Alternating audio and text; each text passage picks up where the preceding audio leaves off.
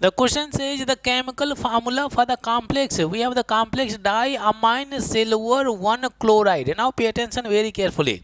You can see the central metal atom common name is given here. The common name of the central metal atom is given here. It means that the central metal atom is present in the cationic complex. We have the cationic complex. This is the cationic complex and this is what we have counter ion.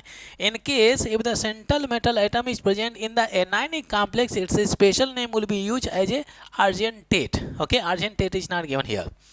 Now first of all we write the chemical formula for the cationic complex, then we go for the counter ion. Okay, so we have ligands diammine. You can see ammonia as a neutral ligand is given there, diammine is given there, so we write NH3 whole 2 is there.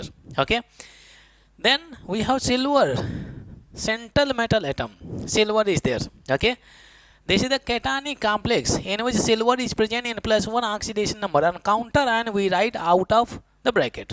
This is the, we have the cationic part and this is anionic part is there. If we balance the charge of cation as well as anion, then we can get the chemical formula. Pay attention very carefully. Chloride always carries -1 charge. For the cationic complex we do not have the charge, so I assume it is X is there. Pay attention carefully.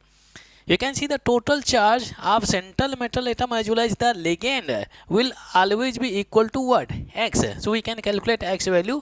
Silver is present in +1 oxidation number, written plus ligand, this is a neutral ligand, so it will always carry 0 charge and is equal to X is there. X value we can determine. This is what +1 is equal to X. X value we got +1. Okay, so let me write here. This is what +1 is there.